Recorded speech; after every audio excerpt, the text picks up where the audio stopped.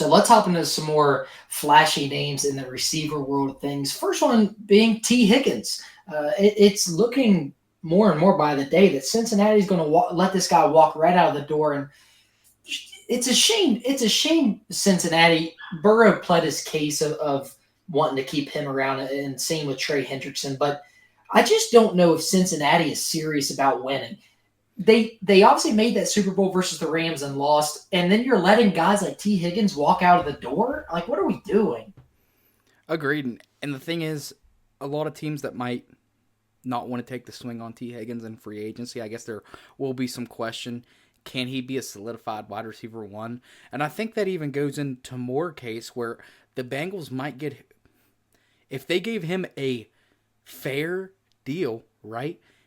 I think he'd be willing to come back because everybody knows as a receiver, the best thing you can have is good quarterback play, right? And Joe Burrow, you have that, right? You're going to get consistency out of him after the first 4 games of the season. We all know that. But, shot at Joe Burrow. But outside of what you're looking at with Tee Higgins and Jamar Chase, exactly what you're saying comes to my mind.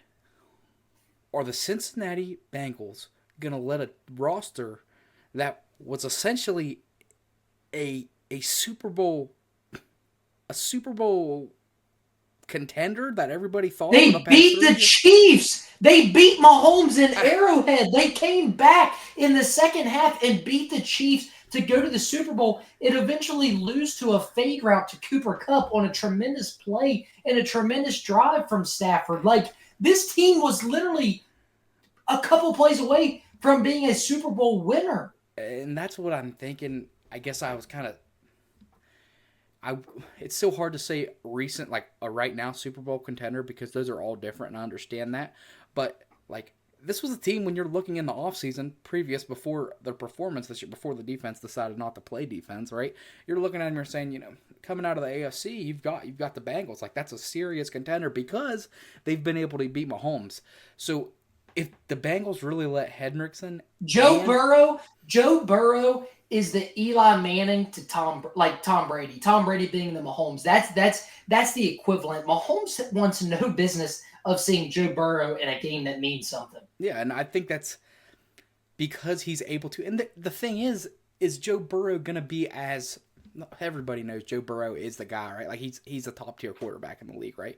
But without Tee Higgins, is Joe Burrow going to be Joe Burrow? Because, if they can put 2 over Chase, obviously Burrow's proven that he can throw. You're looking at a different offense and these other guys, but the way teams can prepare for you, it's going to be very, very hard for Joe Burrow to be as productive with Burton, who knows, that would be wide receiver 2 in my opinion, just athletically. Him and Yoshi Bosch. Yeah, so just looking in a situation where if you let him walk, what does that do schematically to your offense? Tee Higgins coming off 12 games played this past season with 911 yards and 10 touchdowns. And obviously down the stretch, him and Jamar Chase were just shredding defenses with Burrow. Like you said, I mean, some of it had to do with the game script. They were down, they had to throw the ball and stuff like that. But that's the situation. There's nothing to take away from that. And the thing to think of there is just, if the team knows that you're coming out to throwing the ball and your receivers are getting open and beating their guys, like, holy shit, that even better on statistically, because you're like, this team knows you're coming out to throw the football, even though you're throwing the football more than you usually would. Like, you're able to burn defenses, and they consistently did it all year. And I think that was a good 1-2 punch in Chase and Higgins because of the size. Like, you have your speed guy in Chase, a guy that can get open separation. And Higgins is not small. Higgins is a big receiver, right? Like, he is a matchup nightmare. Yeah, and there would be plenty of teams that are willing to pay the price to get him to be a wide receiver 1. 2 teams off the top of my mind that really stand out: the Washington Commanders and the Los Angeles Chargers. Both with elite quarterback play. Both teams made the playoffs, are potentially a receiver and a few more pieces away from maybe making even greater strides in the playoffs, because in the AFC side of things with the Chargers, they just saw the way to beat the Chiefs, get to Mahomes, and you have a chance of winning the game. And you're going to have a defensive-minded team with Harbaugh. Like, Harbaugh is going to come out and make sure that the defense is up the tier. So I love the fit of the Chargers more than I do the Commanders, just because LA, it's hardball, it's Justin Herbert. The best wide receiver that Justin Herbert has played with now after this past season is arguably between Lad McConkey and Keenan Allen, Noah, who Tee Higgins, in my mind, clears both of them on a full healthy season. Yeah, agreed. And I think a good 1-2 punch there with McConkey and Higgins, that would be beautiful, right? Like that fits. In my narrative, though, I'm going to go with I do very much agree with your Commanders take because they are a big another receiver away from being very serious in Super Bowl contention. But I'm going to And go I mentioned them too because it gets him over into the NFC side of things. yeah, yeah. And I think where I'm going to go is I don't I know they're probably going to take Tet. In my opinion, I think this is where they go Tet in the draft with New England. But pairing Tet and then you have a proven veteran receiver in Higgins paired with, in what my opinion, the best rookie quarterback, the most impressive, not the best, but the most impressive rookie quarterback season, just in case of what he was throwing to Mm-hmm. and what the scheme was for their offense. Drake May, T. Higgins, and Tet, and you're talking about a completely different AFC East between the Dolphins, Bills. Um, I'm blanking on a team, Patriots, and what team am I blanking on? Jets, Bills, Patriots, Dolphins. Yeah, Jets, Bills, Patriots. Yes.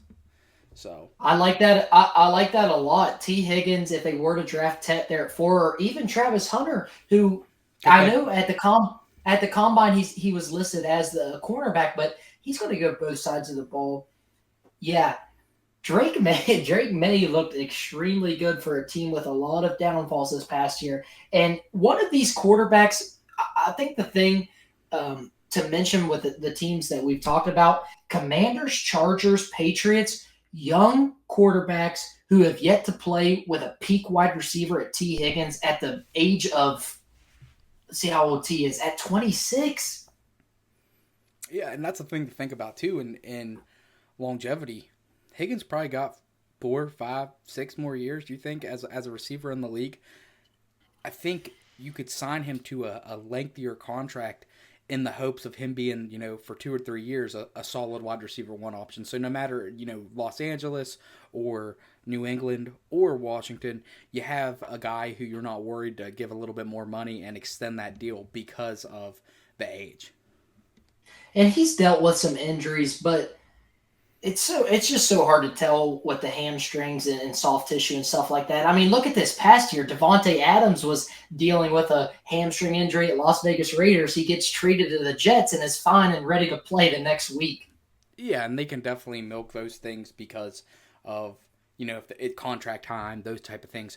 So was he setting a precedent on look, you need me. This is what your offense looks like without me, and this is what your offense looks like with me. I think that's something that we could debate on injury wise, but I just like T. Higgins, and I think it's going to be hard to say that he's a proven or solidified wide receiver one because he's played with Jamar Chase, right? So no matter where he goes, there's going to be that question.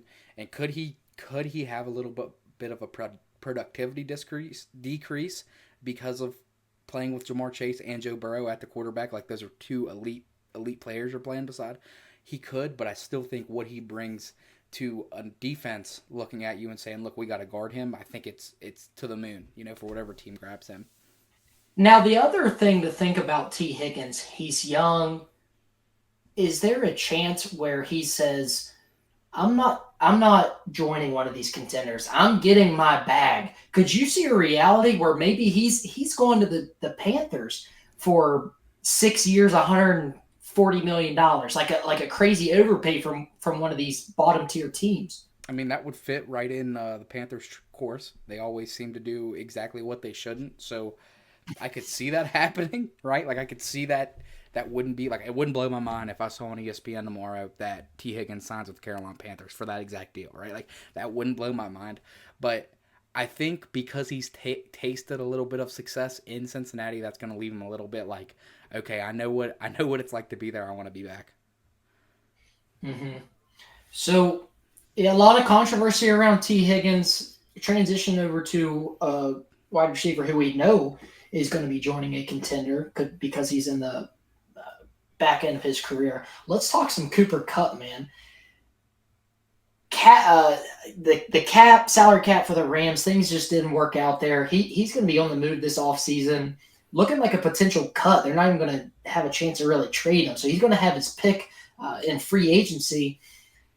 This guy, a bad stretch towards the end, but he's 3 years removed of winning the Triple Crown and one of the most unbelievable receiver seasons we've ever saw.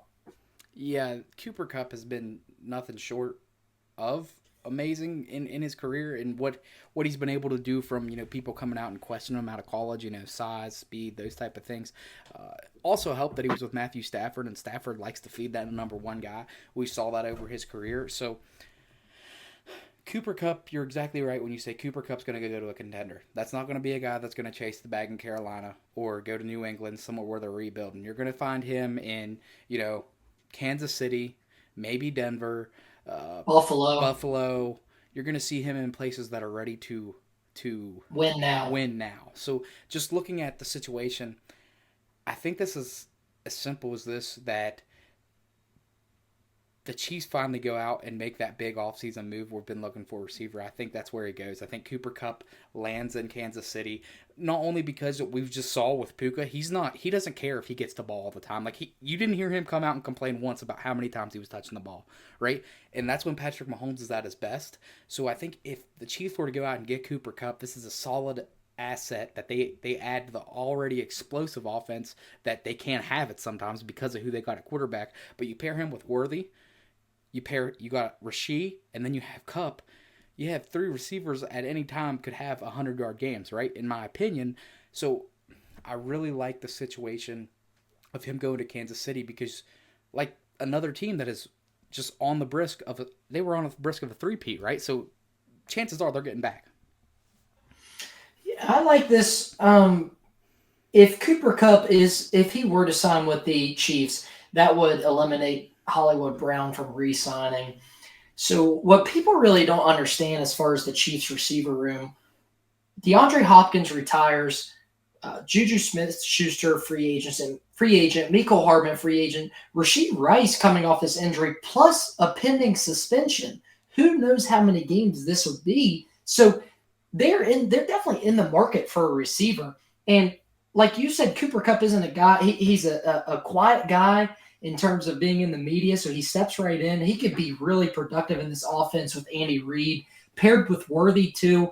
I can definitely see a world where the Chiefs go out and make a splash. The problem with it is we'll have to see how much money Cooper Cup is wanting in terms of contract money. Obviously, Chiefs have two major re-signings they got to deal with: Nick Bolton and Trey Smith. So as far as their money, if they can find a way to open enough up to bring this guy in, they're not going to pass on that.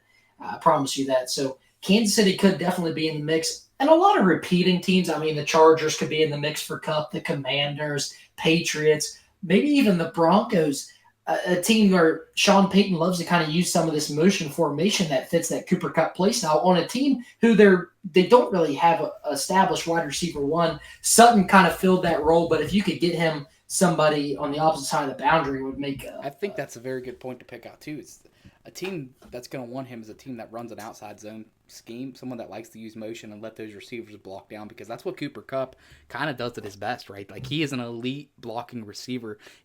Amon Cooper Cup and Amon-Ra St. Brown, they remind me a lot of each other. Amon-Ra definitely a little bit more athletic, but Cooper Cup and him in production and the way they block on the outside edges, they're very interesting. Those are my like too, where you're kind of thinking, man, they're nothing alike, but two guys that really fit the same scheme and build in my head. I don't know why that goes. Do you agree with the Monra and Cooper kind of being similar? Yeah, I agree with that. A team that I think you'll really like this team that in my mind just fits Cooper Cup perfectly, Noah, is the Tampa Bay Oh Buccaneers. yeah, especially Likely Godwin's to out too this year, right? Godwin's yeah, free agency. likely to not re-sign Chris Godwin, who we probably should mention in this video, but we can or can't. It doesn't matter. Cooper Cup. in a wide receiver 2 role next to Mike Evans. Yes, it'll probably cause some nursing home memes, but he could be really elite with Baker Mayfield in that offense. Yeah, I think that's a perfect place. That would be like the perfect combination of misfits in that situation of just Baker, Mike Evans, Cooper Kupp. Like that offense would be so fun to watch. Just in the thoughts of, man, what happens? Obviously losing Liam Cohen to Jacksonville, so offense might take a little bit of a reduction. But like you said, NFC is up for. I'm not saying that the Eagles won't make it back. I don't want to take anything away from the Eagles, but that NFC is a place where anything could happen, right? Yeah.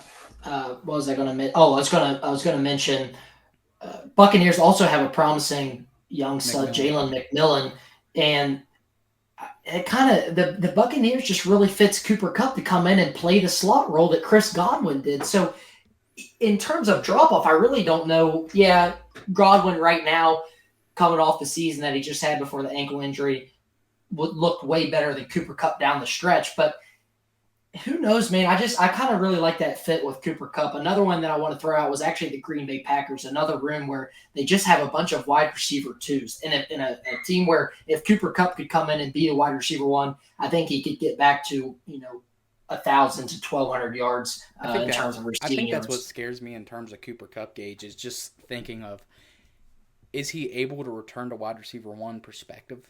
It's always possible. But just from what I've saw in regression over the past few years, I think he fits best in a situation where he's going in. He's not relied upon to have 80 yards receiving every game. And if he goes into the Packers organization, I think that's what happens to him because, like you said, that is a whole bunch of wide receiver twos who are attempting to make a play at wide receiver one. I think Dobbs Oops. would probably be their best bet at wide receiver one right now, just looking at the thing. But you said you got Wicks, you got Melton, Reed. Reed. Uh, I'm not saying that I don't like the Packers and where they're at right now, but I don't like the Packers and where they're at right now. it you and I have kind of both just built our case as to why probably the best fit for him would be a team like the Chiefs, Yep. really. If the money were to work out and the Chiefs were, willing to go out and make a splash, not a splash, but a bigger name free agent signing, that would be a great fit. One more receiver let's touch on before we hop over the defensive side of the ball for one guy. Deebo Samuel, Noah, now allowed to and is seeking a trade partner from the 49ers. Yeah, Debo's a situation where I think he served his time well in the 49ers and their scheme and what they wanted him to do. I don't know what needle he moves for a lot of teams. Buffalo comes to my mind, right? Buffalo. I think the Commanders have their own Deebo, a way more productive Deebo and Terry McLaurin, right? Big play guy. I could see Deebo landing in if Tyreek said he didn't want to come back to Miami. So I think that would be a perfect situation. Deebo goes to Miami and signs for a bag, right? Because I don't think a contender's going to take Deebo serious. I don't take Deebo serious, right? So, but where do you see it, Gage? I'm glad you didn't mention the team that I'm going to talk about because just as I think everybody else does, this team just flies under the radar. And I think if Debo can go to this place, it would do him wonders. It would do the team wonders, and they would have a ton of success, and he would put up great numbers. And that's the Denver Broncos. Sean Payton and Bo Nix. You and I both talked last year. Bo Nix in the first half is a really, really, really good quarterback. In the second half, it tends to fall off because he's a scheme quarterback. And you see it. A lot of his production comes from receivers yards after catch. He throws the ball on a flat, a slant, post, something, 6 to 12 yards, and then receivers bust off and make it a 20 or more yard reception. Like I mentioned, Cortland Sutton is your wide receiver one there right now.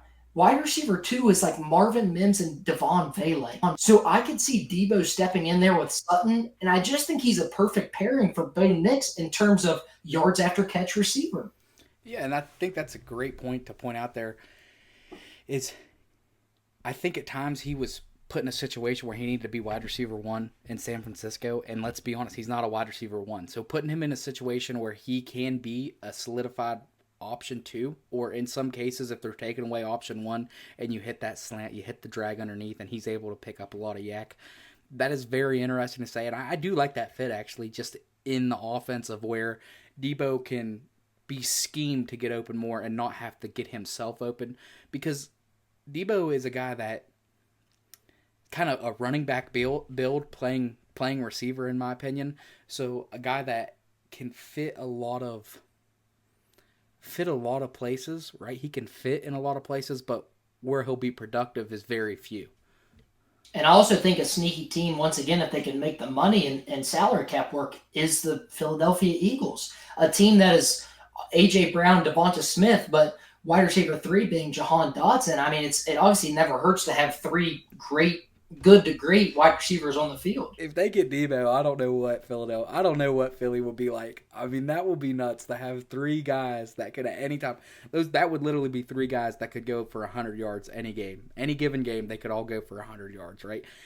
I don't know if Deebo would think about signing with the Eagles. Only reason being, or open to trade with the Eagles. I don't think the 49ers would, because I don't know what Just they can because give of in the return. same conference. Yep, and what they can give in return, right? So what are the Eagles going to be able to give back to the 49ers? I do think that would be very interesting to see him go there, but I don't think he would love it. I think he would be a guy that you see like Deontay Johnson, because I think he likes to be a vocal point of the offense, and I don't think he would end up that there in Philly. But in Denver, I really think he could be a very vocal point there. He could be very productive in Denver for sure. And then what's next for San Francisco at the wide receiver if they do get a trade done? You're looking at obviously Ayuk coming off the knee injury, and then a big step up from Ricky Pearsall, who they invested first round draft capital in. Behind him, Jacob Cowing, who in the same draft, kind of a later round pick. So they would be in the market for Jawan Jennings as well. So it wouldn't hurt San Francisco to let Deebo walk or find a partner for a trade, especially if they're getting some draft capital in return. So definitely a guy I could see on I the think move. that could be a team too, where you see Cooper Kupp, a lot of contention coming to Cooper Kupp if they find a trade partner for Deebo, because like you said, they're in their Super Bowl window. Like, they've got 2 years, and if that doesn't happen in 2 years, I don't think it's happening, right? I think they're already hit with a little bit of oh shit, like an oh shit Money moment, like we got to issues. get this done because of Purdy. But yeah, I like Cup in San Fran if Debo gets out of there. Yeah. And then last and final player we'll talk about, we'll jump over to the defensive side of the ball because defense does matter. It does matter. It just won the Philadelphia Eagles a Super Bowl. Let's talk some Myles Garrett, man. Ready to get out of Cleveland. What do you think about that? Yeah, just thinking of Myles Garrett, I mean, it was heartbreaking for me because I was a huge Broncos guy, or not Broncos, Browns guy. When Nick Chubb was playing phenomenal, loved him when Flacco was there. I think Myles Garrett has been huge in the success when we've seen success in Cleveland, and it was almost heartbreaking to see him kind of finally give up and say, "All right, it's not going to happen in Cleveland." And understanding with that conference there between the Steelers, the Ravens, the Browns, Steelers, Ravens, Browns, and I'm missing one team. I can't even think of it. Bengals. Bengals, sorry. So that conference is an absolute gauntlet. And the Browns definitely don't have the quarterback to compete in that conference because, I mean, there's very few teams that could compete in that conference, right?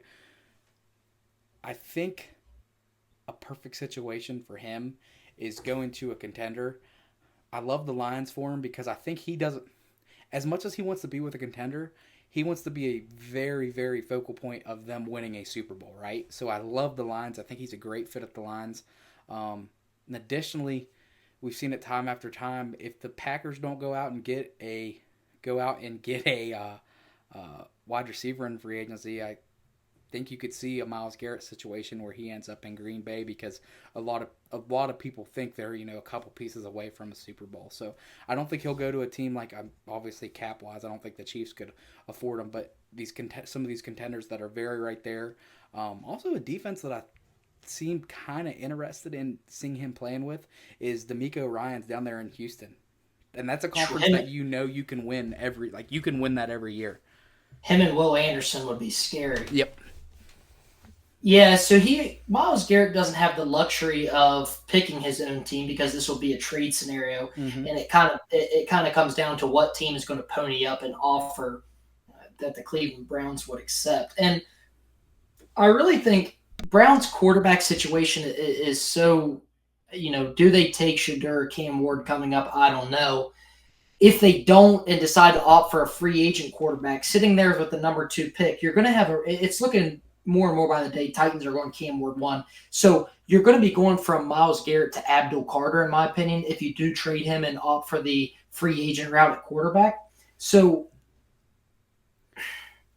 you're looking for the best offer, and it's hard to predict because you just don't know what these teams see. So yeah, I like your mention of the Lions and Green Bay. I definitely think he's going to the NFC. I'll put it at that.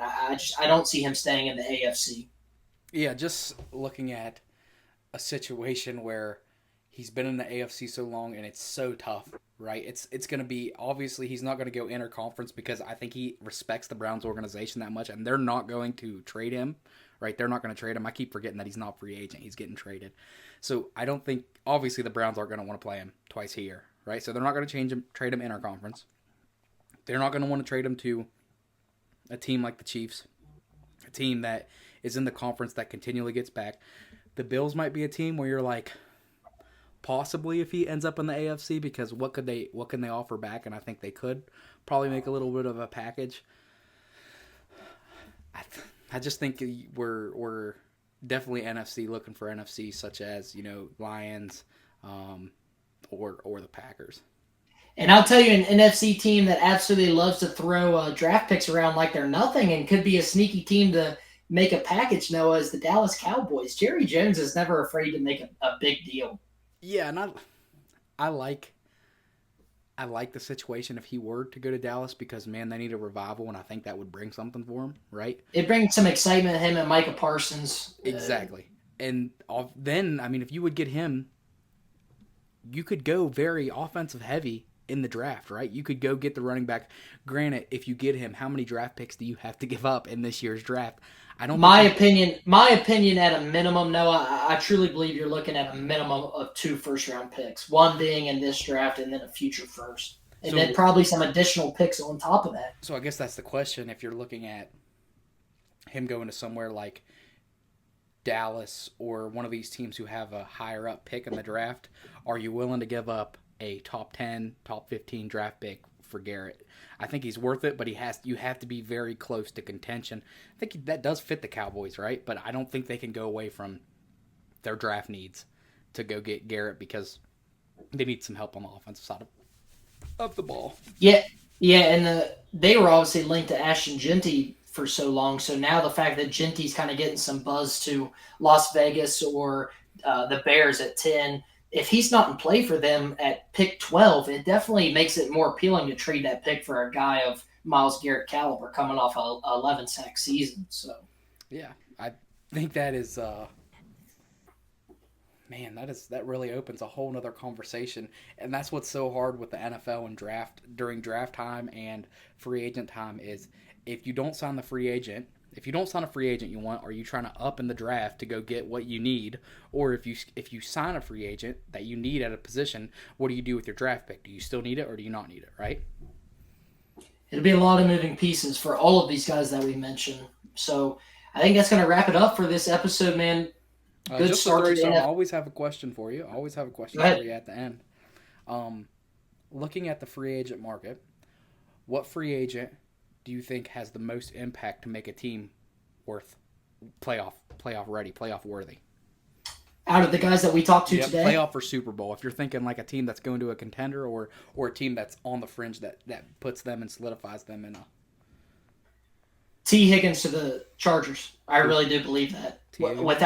without a doubt. Justin Herbert would be playing with the best wide receiver that he's played with his career. The defense would obviously be there with Harbaugh, Derwin James, Asante Samuel Jr. There's pieces on that side of the ball. Joe Alt, Rashawn Slater, uh, blank and know who's their running back. Help me out. Well, they'll probably be in the Dobbins. market for running back. Yeah, Gus because Edwards Dobbins. and Dobbins, who's a free agent. Yep. But Dobbins a free agent. Yep. to me, a true X receiver for Herbert they'd be scary. I know Herbert coming off that terrible playoff game with 4 interceptions, but they'll be back. I think with Tee Higgins, that could be a team that would be scary for you. I like. I think I'd go more Super Bowl route, and if the Chiefs were somehow able to get Kupp in free agency, I think you would be seeing them back in the Super Bowl next year. Don't know if that And you would means be seeing a revival from Kupp. yeah. So I I think believe that. Cup addition to the Chiefs. I think whoever ends up with Cup is going to see if he goes to a contender, whatever team that is, you're going to see a very very um, big jump in offense wherever he ends up. I like that for sure. Even a team like the Yep, Commanders. exactly. Like doesn't matter where he goes, but I think he definitely gives you a viable option 1/2 depending on what the situation is. I like that. Good question to end things. You all good, man, for this episode? We all Yes, good? sir. I like it. Just like So always, like, comment, subscribe. Gage, just shout out Gage here. He's been really killing the editing, so make sure you're sticking around for the whole videos. He's been putting some blood, sweat, and tears in the no editing doubt. board. So No doubt, man. Appreciate you guys watching as always.